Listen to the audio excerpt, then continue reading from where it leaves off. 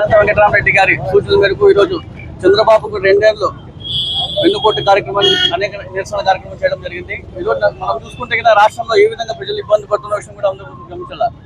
గతంలో చంద్రబాబు నాయుడు గారు ఎన్నికల ముందు సూపర్ 6 అని చెప్పేసి అధికారం వచ్చిన తర్వాత ఏ ఒక్క హామీని కూడా పూర్తి స్థాయిలో నెరవేర్చుకోవడం కూడా ప్రజలందరూ కూడా ఒకసారి గమనిస్తారు.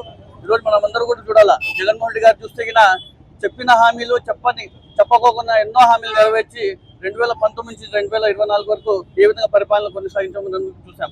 కానీ ఈరోజు చూసుకుంటే గిన ప్రతి ఒక్కరు కూడా విద్యార్థులు కావచ్చు, ఉద్యోగస్తులు కావచ్చు, అక్కా చెల్లెమ్మలు కావచ్చు, రైతులు కావచ్చు, వృద్ధులు కావచ్చు, ప్రతి ఒక్కరు కూడా ఏ విధంగా ఇబ్బంది పడుతున్న విషయం కూడా మనం చూస్తున్నాం.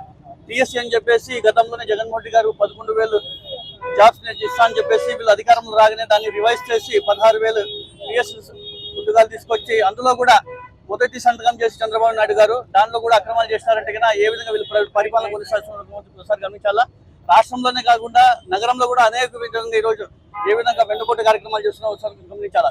ఈరోజు చూసుకుంటే కన్నా చెత్త ఎత్తనే పరిస్థితి కూడా అనంతపురం ఉంది. మున్సిపల్ కార్పొరేషన్ చూసుకుంటే ఇక్కడ ఉన్నటువంటి ప్రజాప్రతినిధులు కావచ్చు, ప్రతి ఒక్కరు కూడా ఏ విధంగా నగరంలో దౌర్జన్యాలు కావచ్చు, భూ కబ్జాలు కావచ్చు, దోపిడీలు కావచ్చు, అక్రమాలు కావచ్చు, డబుల్ రిజిస్ట్రేషన్స్ కావచ్చు, ప్రతి ఒక్కటి కూడా ఈ 2 ఏళ్ల కాలంలో అనేకవంటివి చూసింటాను. నేను చెప్పడం కాదు, ప్రధాన ముఖ్య పత్రికల్లో కూడా రావడం జరిగింది. దీన్ని అన్నిటి కూడా ప్రజలందరూ కూడా గమనిస్తున్నారు.